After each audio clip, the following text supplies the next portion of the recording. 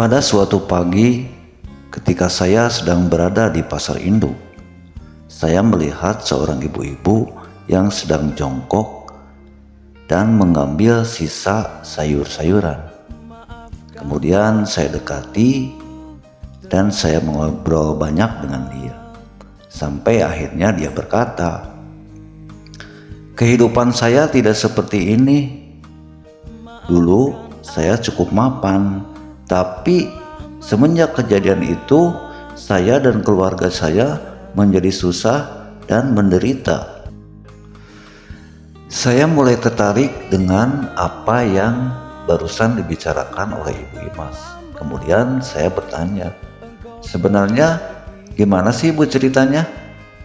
Nah, teman-teman, kita ikuti cerita pengalaman Ibu Imas yang berasal dari Cibaduyut. Oke, ikuti ceritanya. Tapi teman-teman, untuk mendukung saya, jangan lupa subscribe, like jikalau memang suka, komen, dan share. Terima kasih. Oke, kita ikuti ceritanya. Ceritanya begini.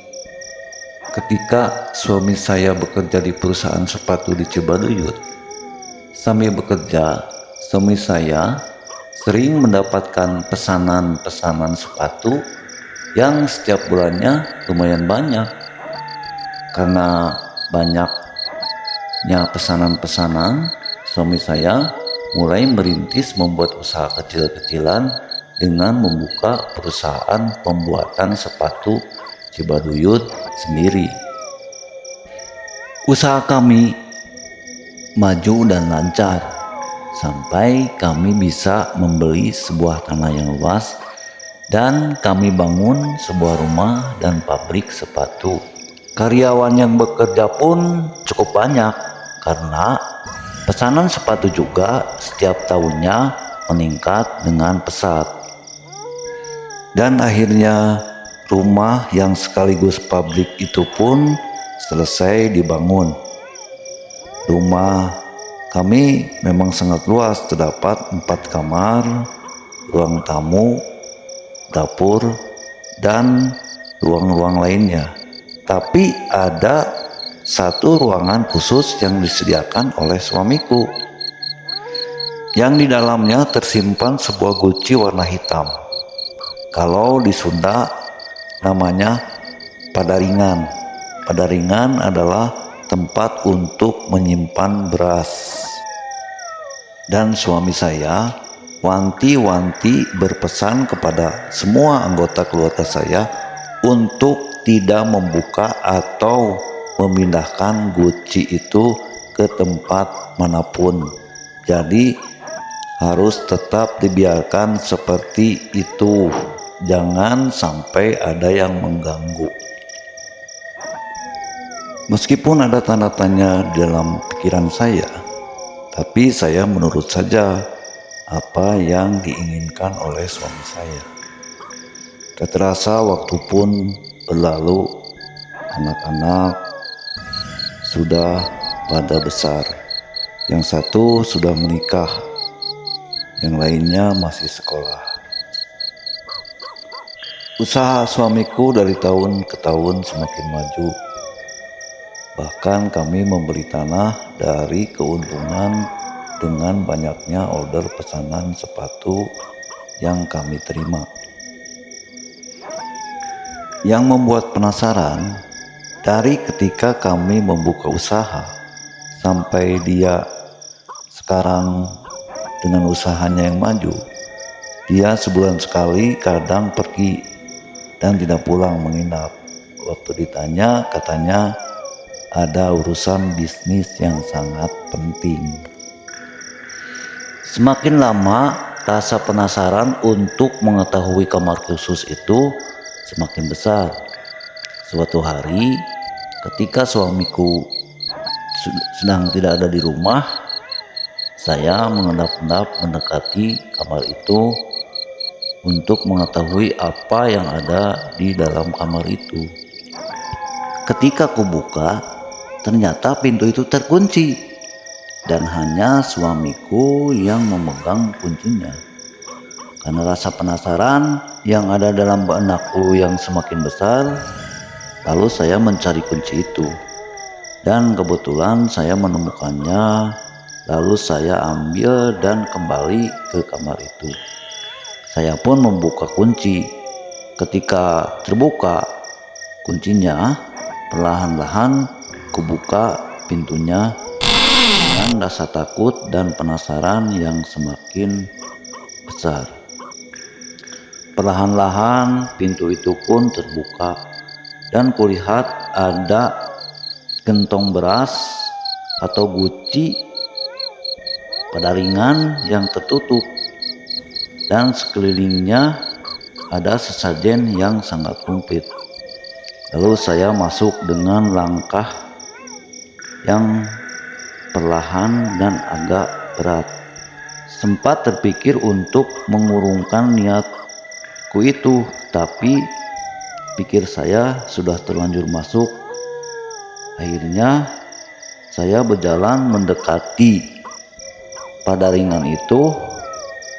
Warnanya hitam, ditutup dengan kain putih. Lalu tangan saya mulai meraih tutup itu dengan gentar. Rasa takut semakin terasa, tapi rasa takut itu kalah dengan rasa keingintahuanku isi yang ada pada guci itu. Dan akhirnya perlahan-lahan saya buka dan kuangkat tutupnya. Tercium bau wangi bunga yang keluar dari dalam guci. Ketika saya melihat ke dalam guci itu, saya spontan kaget. Mataku terbelalak karena seolah tak percaya. Karena di dalam guci itu ada sepasang ular, yang satu seperti bermahkota dan yang satu lagi ular buntung. Saya menjerit, meloncat sambil menjatuhkan tutup guci itu dan berlari keluar dari kamar itu. Anak-anak saya sontak menghampiri saya sambil berbicara. "Ada apa, Bu? Ada apa, Bu?" kata anak-anak saya. Saya diam dan gak bisa bicara, tapi tangan saya menunjuk-nunjuk kamar itu. Anak saya lalu pergi ke kamar itu, diikuti oleh adik-adiknya yang sama-sama merasa penasaran.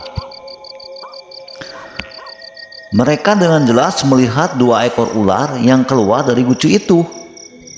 Mereka pun serentak berlari menjauhi kamar itu.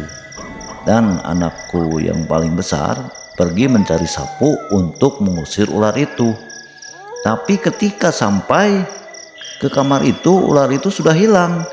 Hilang lenyap, tak berbekas, tinggal gucinya aja yang terlihat kosong. Setelah kejadian tadi, kami hanya bisa diam dan tak percaya dengan yang kami lihat tadi.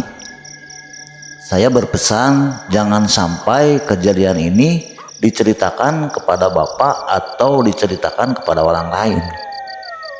Ketika suami saya datang, keadaan seperti biasa karena kami sepakat untuk tidak menceritakan dan bersikap seperti semuanya tidak pernah terjadi apa-apa. Sampai suatu hari, anak saya yang kedua seperti orang yang kesurupan, berteriak-teriak, meronta-ronta, marah-marah, kadang nangis hampir setiap hari. Kadang kalau lagi tenang, dia terlihat diam seperti orang yang melamun, tidak banyak bicara dan tidak banyak bergerak. Tapi ketika kambuh, dia berteriak-teriak lagi. Bahkan sekarang sering kabur. Anak saya seperti orang gila dan terpaksa saya menyuruh anak saya yang paling gede untuk memasung kaki dia supaya dia tidak meresahkan warga-warga di sekitar rumah saya. Awalnya suami saya menganggap bahwa itu adalah penyakit biasa. Lalu suami saya membawa dia ke rumah sakit. Tetapi hasilnya tetap saja tidak ada perubahan. Kemudian suami saya berganti lagi ke rumah sakit lain. Sampai berkali-kali rumah sakit terus didatangi dan hasilnya tetap aja tidak ada perubahan. Lalu suami saya membawa dia ke paranormal. Beberapa paranormal pun dicoba, tapi tetap aja tidak ada perubahan. Segala tanah yang kami beli, kami jual untuk mengobati anak saya yang kedua itu. Tapi hasilnya tetap aja. Barang-barang kami habis terjual, tetapi penyakitnya tidak bisa ditemukan. Akhirnya kami pasrah saja dengan apa yang terjadi dengan anak saya. Suatu malam saya melihat suami saya masuk ke kamar itu. Kemudian dia keluar dengan wajah lusuh dan terlihat sedikit marah. Tapi suami saya tidak berkata apa-apa dan tidak menceritakan apa yang terjadi di kamar itu. Mungkin suamiku malu atau merasa bersalah. Dia tetap diam merahasiakan tentang guci itu. Beberapa tahun kemudian, anak perempuan saya mendadak tidak bisa berjalan setelah dia mengalami demam dengan suhu badan yang sangat panas. Dia seperti step atau kejang-kejang, sama dengan anak saya yang kedua. Dia diobati dengan berbagai macam cara, dibawa ke rumah sakit dan dibawa ke paranormal, tapi tetap saja tidak sembuh. Dan akhirnya rumah kami yang kami tempati pun kami jual. Usaha sepatu semenjak kejadian ada ular di dalam guci perlahan-lahan meredup sepi. Ketika pindah, barang-barang kami pun hanya pakaian dan guci itu.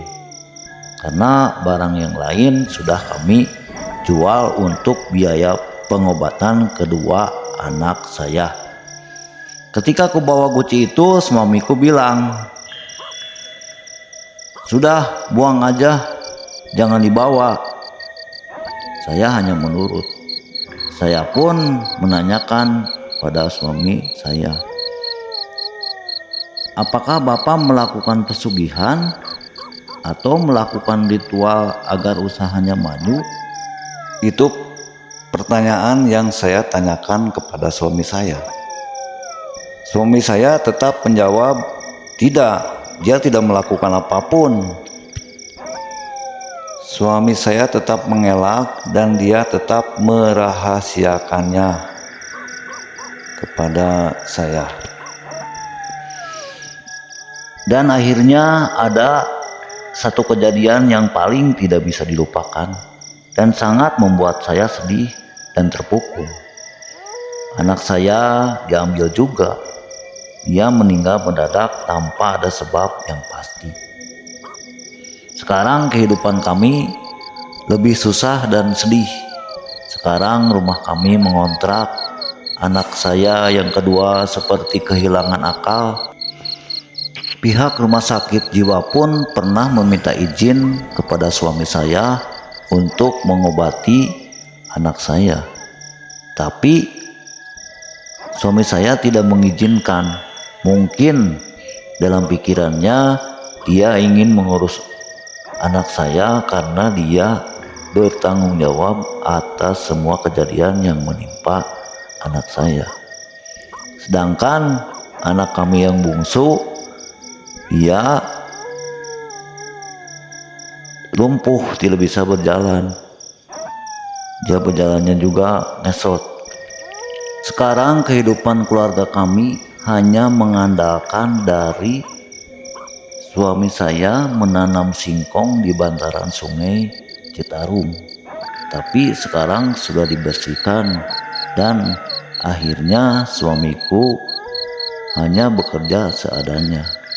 Saya membantu usaha suamiku dengan memulung sayur-sayuran yang tercecer di pasar. Suami saya sering melamun dan mungkin menyesali, tapi sampai sekarang tidak mengakui dan tidak mau menceritakan apa yang terjadi selama ini. Suami saya memilih untuk diam. Semoga dengan cerita itu kita dapat mengambil hikmah dan pelajaran bahwa segala apapun bentuk dari Ibu Imas, bentuk kerjasama dengan jin atau apapun itu dilarang oleh agama. Demikianlah cerita Kang Ajo. Sampai ketemu di cerita selanjutnya. Assalamualaikum warahmatullahi wabarakatuh.